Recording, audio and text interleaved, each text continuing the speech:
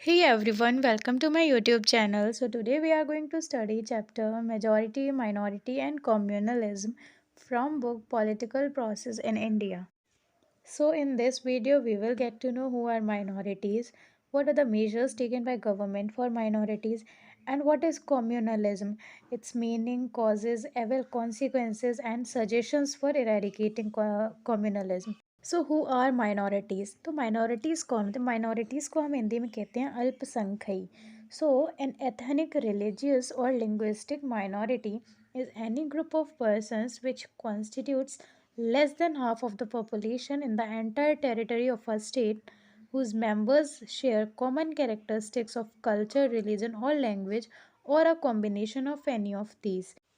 सो ethnic का मतलब होता है जातीय या something that is connected with a race और रिलीजन। तो कोई भी लोगों का ग्रुप जो कि एंटायर पॉपुलेशन जो है टेरिटरी की या स्टेट की उससे लेस देन हाफ कॉन्स्टिट्यूट करता है, चाहे वो एथनिक ग्रुप हो, रिलीजियस ग्रुप हो या लिंग्विस्टिक ग्रुप, तो वो हम माइनॉरिटी में कंसिडर करते हैं। So now we will see measures taken by the government to address the issues of minorities. तो माइनॉरिटीज़ को इश्यूज़ को कंसिडर करने के लिए सरकार ने क्या स्टेप्स लिए हैं। First is appointment of commissioner for linguistic minorities. Linguistic minorities को हम हिंदी में कहते हैं भाषीय अल्पसंख्यक। तो लिंग्विस्टिक माइनॉरिटीज़ के लिए जो है कमिश्नर को अपॉइंट करना was the first step.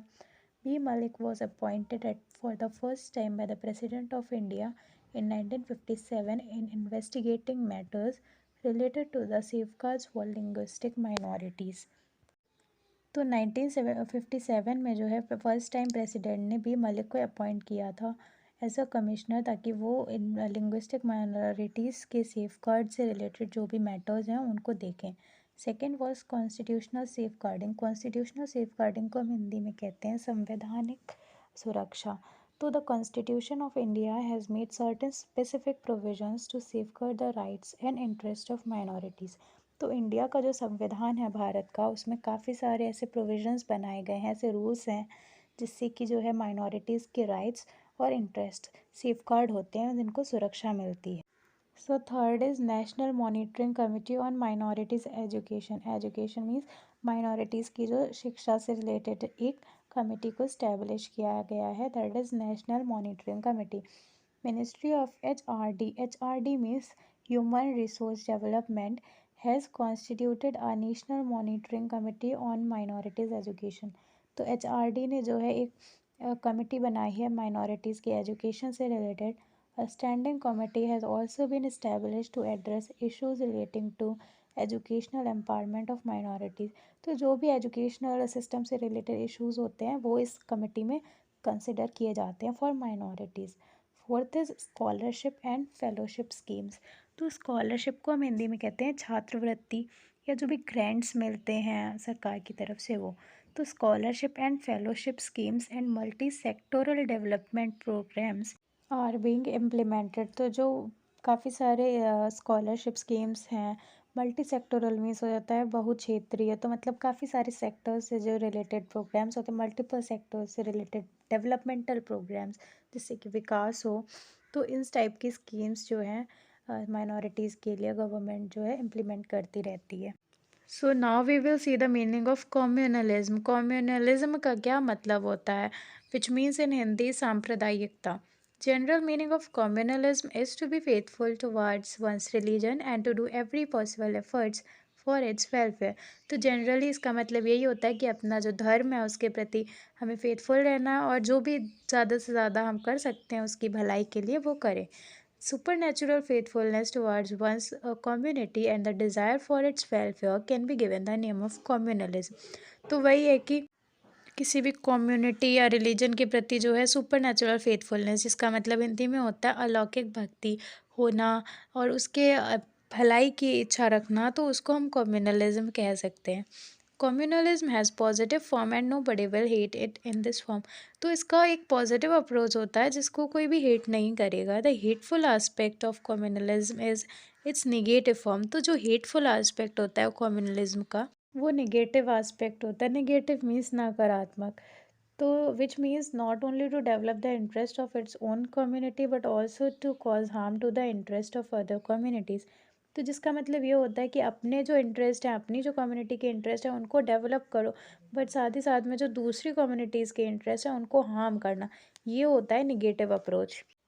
So we will see what are the causes of communalism, मतलब क्यों होता है ये कम्युनलिज्म, रीजंस क्या हैं।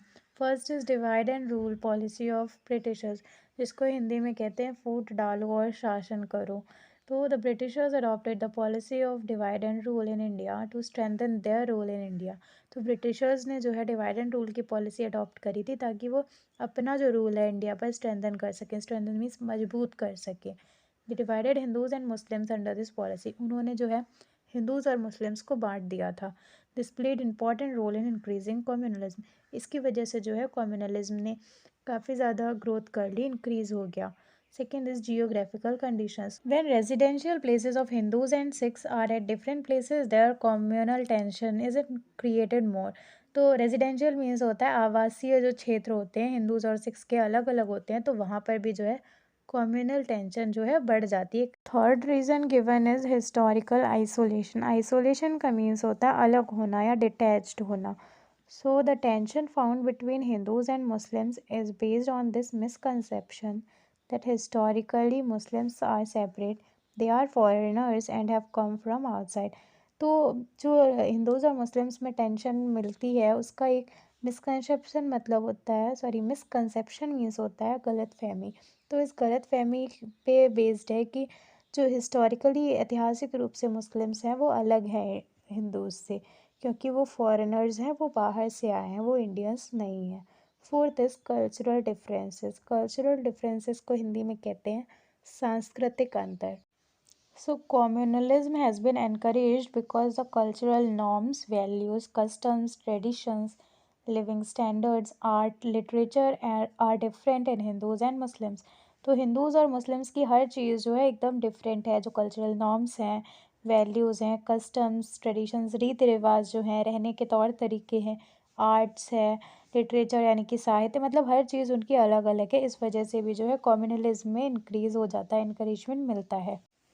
Fifth reason is religious propaganda, जिसको हम हिंदी में कहेंगे धार्मिक प्रचार। So different religious communities do not hesitate to say each others religion bad in the race of religious preaching. तो धार्मिक प्रचार करते वक्त जो डिफरेंट रिलीजन की कम्युनिटीज़ होती हैं, अलग अलग धर्म के लोग होते हैं, एक दूसरे के रिलीजन को बुरा बोलने में बिल्कुल भी नहीं संकोच करते हैं, ना हिचकिचाते हैं। तो इस वजह से भी जो है कम्युनलिज्म इंक्रीज़ होता है।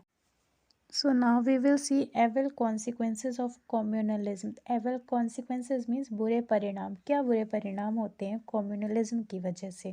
फर्स्ट इज म्यूचुअल टेंशन, जिसको वी विल सी इन हिंदी आपसी तनाव। So because of communalism, the feeling of insecurity, disbelief, hate, jealousy start increasing rapidly, which are helpful in maintaining mutual tension against each other. तो communalism की वजह से जो है disbelieve, hate, नफ़रत या जेलसी वगैरह ये सारी फीलिंग्स आती हैं, जिसकी वजह से जो है एक दूसरे के प्रति हमारे में आपसी तनाव बढ़ जाता है। Second is loss of life and property. When big riots are started because of communalism, then many innocent people are killed, shops are looted, harm is caused to government property. In this way, the poison of communalism causes heavy loss to property and life. So riots means होता है दंगे। जब बड़े बड़े दंगे होते हैं communalism की वजह से, तो काफ़ी सारे इनोसेंट बेचारे लोग जो है मारे जाते हैं, दुकानें लूट ली जाती हैं और काफ़ी सारी गवर्नमेंट प्रॉपर्टी को भी हार्म होता है इस वजह से। तो इस तरीके से जो है कम्युनलिज्म की वजह से काफ़ी सारा लॉस होता है, प्रॉपर्टी को भी और लाइफ को भी। थर्ड इज़ पॉलिटिकल इनस्टेबिलिटी, जिसको हम हिंदी में कहेंगे राजनीतिक अस्थिरता। With condition of communal tension, political instability and atmosphere are encourage in the country. तो जब कम्युनल टेंशन रहता है तो उस वजह से जो है पॉलिटिकल इंस्टेबिलिटी भी काफ़ी ज़्यादा हो जाती है, इनकरेजमेंट मिल जाता है। पॉलिटिकली जो है हमारा कंट्री जो है स्टेबल नहीं रह पाता है। Fourth is hindrance to political and industrial development. Hindrance means होता है बाधा, और इंडस्ट्रियल को हिंदी में हम कहते हैं औद्योगिक। तो औद्योगिक और राजनीतिक विकास में जो है बाधा होती है because of communalism. Because of communalism and riots as its consequences, the atmosphere becomes of struggle and violence, because of which industrial and economic development is hindered. तो कम्युनलिज्म और रिवॉर्ड्स जो मतलब दंगे वगैरह होते हैं, फिर as a result of which जो एटमॉस्फेयर होता है काफ़ी स्ट्रगल का हो जाता है, वायलेंस का हो जाता है, जिसकी वजह से जो इंडस्ट्रियल और इकोनॉमिक डेवलपमेंट है वो रुक जाती है, उसमें बाधा बढ़ जाती है। Fifth is hindrances to national integration. तो इंटीग्रेशन का मतलब होता है एकीकरण, unification. The feeling of national integration is not possible in the condition of communalism. As a result, harm is caused to the high ideal of national integrity. तो जब communalism की condition होगी तो वहाँ पर जो है राष्ट्र एकीकरण नहीं हो पाएगा, जिसकी वजह से जो है नेशनल सेंटिमेंट्स जो है हर्ट होते हैं, नेशनल इंटीग्रिटी का जो हाई आइडियल है वो भी हार्म होता है। Now we will see few suggestions for eradicating communalism. कुछ सुझाव देखेंगे जिससे कि जो है हम कम्युनलिज्म को मिटा सकें। First point is improvement in social and economic conditions. तो सोशल यानी कि सामाजिक और आर्थिक जो कंडीशंस है उसमें सुधार ला करके। Poverty, illiteracy, ignorance, social backwardness are such facts which prove to be birth place for communalism. So गरीबी, इलिटरेसी, सामाजिक पिछड़ापन, ये सारी चीज़ें जो है कम्युनलिज्म के वर्ड प्लेस को डिटरमाइन करती हैं। Government should pay special attention to the social and economic development of people who live in the areas where communal riots are common. तो जहाँ पर कम्युनल दंगे होते रहते हैं वहाँ पर जो है सरकार को स्पेशल ध्यान देना चाहिए उन जगह के लोगों के लिए, सामाजिक और आर्थिक डेवलपमेंट को इंश्योर करना चाहिए। Second is respect to all religions. सभी रिलीजन, सारे धर्मों का सम्मान करना। Secularism of India demands that principles of all religions should be respected by government and all the people. तो सरकार को जो है सभी धर्मों के प्रिंसिपल्स की रिस्पेक्ट करनी चाहिए और बाकी के सभी लोगों को भी सबकी रिस्पेक्ट करनी चाहिए, सभी धर्मों की। Government should take proper actions for this purpose. तो सरकार को प्रॉपर एक्शंस लेने चाहिए इस काम के लिए। And every that thing should be strictly restricted which hurts the sentiments of any religion. हर वो चीज़ स्ट्रिक्टली बंद कर देनी चाहिए जो कि किसी भी रिलीजन, किसी भी धर्म की भावनाओं के को जो है हर्ट करती है। Third is protection of minorities. तो माइनॉरिटीज़ की सुरक्षा का ध्यान रखना चाहिए। Government should take action so that the feeling of insecurity in minorities is removed and they feel secure about themselves. तो सरकार को जो है वो एक्शंस लेने चाहिए ताकि जो माइनॉरिटी कम्युनिटीज़ हैं इंडिया में वो खुद को लेकर असुरक्षित ना महसूस करें और खुद के लिए जो है सुरक्षित खुद को महसूस कर पाएँ। In police and civil services minorities should have proper representation so that they feel themselves a part of administration.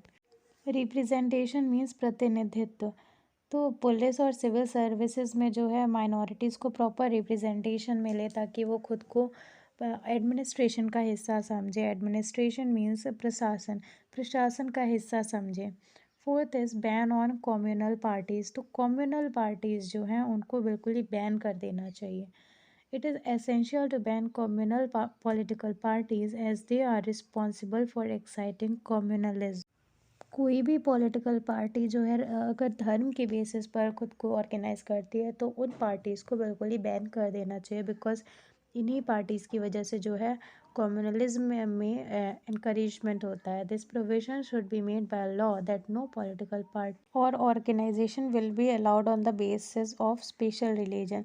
तो ये कानून बना देना चाहिए कि कोई भी पॉलिटिकल पार्टी नहीं अलाउड होगी किसी भी स्पेशल धर्म के बेसिस पर। So, fifth is constitutional recognition to minorities commissions. Minorities commissions को हम हिंदी में कहते हैं अल्पसंख्यक आयोग। तो इनको जो है संवैधानिक मान्यता मिलनी चाहिए। इन 1978 जनता party government had established minorities commission. तो जनता पार्टी सरकार ने जो है 1978 में माइनॉरिटीज़ कमीशन को इस्टेब्लिश किया था। To solve the problem of communalism minorities commission can be helpful. तो जो भी कम्युनलिज्म की प्रॉब्लम्स हैं उनको सॉल्व करने के लिए माइनॉरिटीज़ कमीशन हेल्पफुल हो सकती है। But to make this commission influential organisation it is essential that it should be given constitutional recognition. तो इन्फ्लुएंशियल का मतलब होता है प्रभावशाली। सो इस कमीशन को जो प्रभावशाली ऑर्गेनाइजेशन बनाने के लिए जो ये ज़रूरी है कि इसको संवैधानिक मान्यता दी जाए। Sixth is special courts. In communal riots, many people are found guilty. Many persons are found guilty. So special courts should be established to hear such communal cases, and for this crime severe punishment should be given. तो कई बार जो communalism की वजह से दंगे होते हैं, काफ़ी सारे लोग जो हैं गिल्टी पाए जाते हैं, तो ऐसे केसेस को हैंडल करने के लिए स्पेशल कोर्ट्स होने चाहिए और ऐसे क्राइम के लिए जो है severe which means strict punishments भी देनी चाहिए। And that's all in this video. Our chapter is completed. Thank you so much for watching. Like the video, do subscribe to my channel. Bye.